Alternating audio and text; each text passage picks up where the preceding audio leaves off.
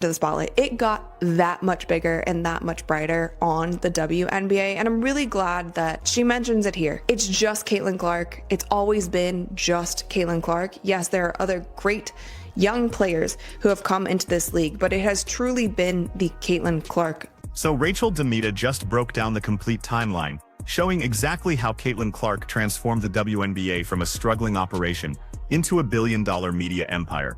She went through all the numbers, exposed the major deals, and presented rock-solid evidence that one athlete completely changed the game. No sugarcoating, no tiptoeing around feelings, just straight facts about who actually rescued women's basketball and why certain people still won't acknowledge it. Here's what I want to know. Do you honestly believe the WNBA would have landed that massive $2.2 billion media contract without Caitlin Clark joining the league in 2024? Or do you think they were heading there regardless? Drop your real thoughts below. To talk about this ESPN article, and it's entitled WNBA CBA Negotiations at an Impasse, 11 Things That Got Us to This Point. And this was written by Alexa Filippo. She has been covering all things WNBA relentlessly, but I've seen a lot of discourse about a couple of things in this article, so I simply wanted to go over it with you guys. Rachel DeMita just released content analyzing an ESPN piece by Alexa Filippo, covering the WNBA's CBA negotiations, and hidden within that timeline sits the truth. Everyone's been avoiding for 2 solid years.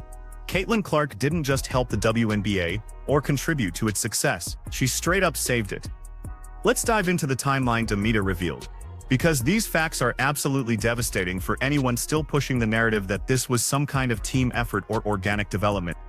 Here. Well, it started in January 2020. The WNBA and the WNBPA agreed to a groundbreaking CBA. And they announced this on January 14th, 2020, that they'd agreed to a groundbreaking and landmark collective bargaining agreement. Now, you see what the groundbreaking CBA was when Caitlin Clark is on a $70,000 per year deal. That at the time was groundbreaking for these players. So just to put that into perspective as the kind of money that they are talking about right now, average salaries around $500K to max salaries over $1 million.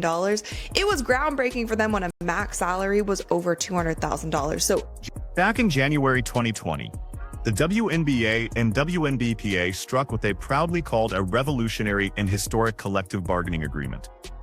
Want to know what made it so revolutionary? Maximum salaries barely crossing $200,000. That's what qualified as revolutionary back in paying top talent slightly more than what someone makes at a decent office job. Think about this for context. Caitlin Clark's rookie deal was worth $76,000 annually. That was completely normal. Under their so-called revolutionary CBA now we're hearing discussions about average salaries hitting $500,000, with maximum contracts exceeding $1,000. Within just 6 years, the entire financial structure got flipped upside down. But here's what really matters. During most of those 6 years, the league was experiencing modest, steady growth. The type of progress that's encouraging but doesn't actually transform the fundamental business structure or long-term viability. In just 6 years. But I did want to point this out because prioritization, a new system requiring players to put the WNBA first ahead of overseas commitments, was also introduced. And this is something that I predict, maybe not this CBA, but probably the next one, if the salaries continue to rise, if they get that revenue split that they're asking for or something even close to that, it's going to be more than prioritization. It's going to be exclusivity. DeMita highlighted that back in 2020, Unrivaled didn't exist. Athletes Unlimited wasn't around. Project B wasn't even a concept yet. Players were just grinding through overseas seasons and returning for WNBA runs, dealing with awful travel situations and holding practices at basic 24-hour fitness centers because franchises couldn't afford proper training facilities. That 2020 bubble season was absolutely embarrassing compared to what the NBA managed. The living conditions were subpar. The meal situation was problematic, and viral content exposed just how massive the gap was between NBA and WNBA player treatment. That entire situation sparked a serious friction between athletes and then Commissioner Kathy Engelberg that would blow up again down the road. Jump ahead to February 2022. The WNBA announced they'd secured $75 million through a capital raise from fresh investors. This is where the story gets messy and where DeMita acknowledges she probably came down too hard on Kathy Engelberg previously. 2022. So this was when the capital raise was announced. A capital raise featuring new investors and existing WNBA and NBA owners brought in $75 million that was used to supercharge the WNBA's business growth, including better marketing and more innovation. And this is when we talk about the split, you guys, and why it's very hard for players to get more of a revenue share than what they're asking for. 42% of the WNBA is owned by the WNBA, 42% is owned by the NBA. After that capital injection, here's how ownership broke down. 42% controlled by the WNBA, 42% held by the NBA, and 16% belonging to the investor group. That 16% equity portion Engelbert gave up has turned into a major headache, because it's making revenue-sharing talks way more complicated now. Players are demanding a bigger slice of the profits, but those profits are getting divided among way more parties than just the WNBA and its athletes.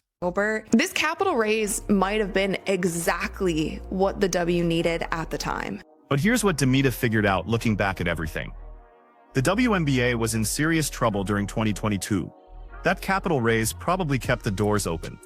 Without that cash infusion for improved marketing and new initiatives, would franchises have shut down? Would the entire league have been forced to downsize? The NBA, and I think that that's an okay thing. Like, we should be able to say this aloud, because if now they don't need the NBA, or in the next 5 years they won't need the NBA, then you have this runway to try to DeMita raises a solid point there.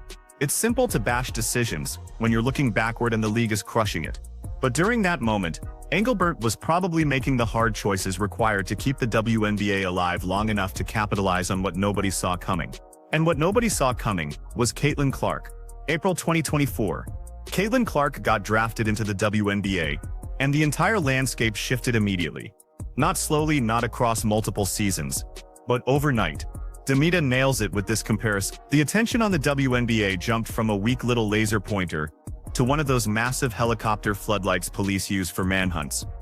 That's how intense and sudden the transformation was. It got that much bigger and that much brighter on the WNBA, and I'm really glad that she mentions it here. It's just Caitlin Clark. It's always been just Caitlin Clark. Yes, there are other great young players who have come into this league, but it has truly been the Caitlin Clark effect. Even if you look at the viewership for Iowa this year, the viewership for Iowa in the past couple years, even after Caitlin Clark departed, there are still people that are tuned into Iowa when Iowa was never at the top of the viewership numbers.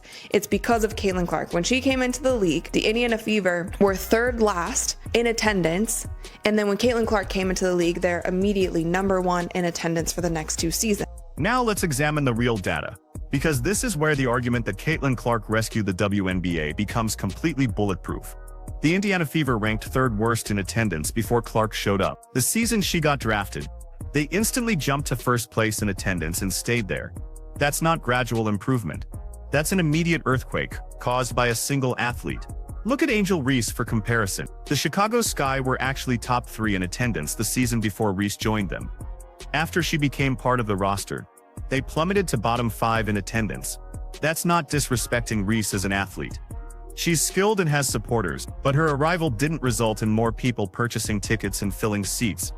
DeMita notes that even Iowa's television ratings stayed high after Clark moved on to the WNBA. Fans who discovered Iowa basketball through Clark continued watching even when she was gone. That proves someone who built real new fans instead of just redirecting existing attention. The 2024 WNBA season broke records in attendance, viewership, and basically every important measurement. The WNBA Finals matchup between Liberty and Lynx drew the biggest audience in 20. And sure, those squads played incredible basketball, but let's be real about why casual viewers were tuning into the WNBA that season in the first place.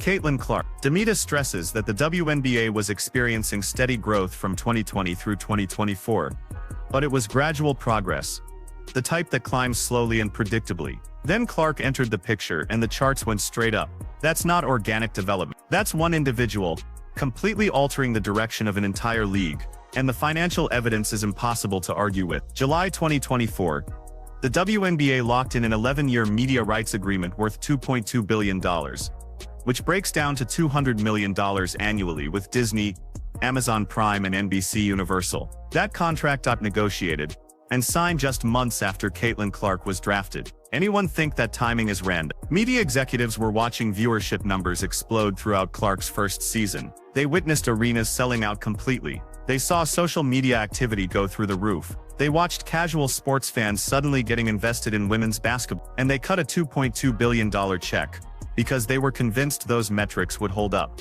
They believed Caitlin Clark had permanently altered the market value of WNBA programming. Without that media contract, the current CBA discussions would be totally different. Players wouldn't be pushing for revenue sharing and huge salary bumps because there wouldn't be enough money to share. The financial base that makes those demands even slightly realistic only exists because of the Media Reeks agreement, which only exists because of Caitlin Clark. DeMita brings up something fascinating about what happens next with prioritization requirements and possibly exclusivity agreements. Currently, WNBA athletes can compete overseas during the off-season, but prioritization rules mean they have to choose the WNBA first when schedules conflict. If salaries keep climbing, if players get anywhere near the revenue percentage they're pushing for, DeMita thinks the next CBA might include exclusivity requirements, meaning athletes would be banned from overseas play completely.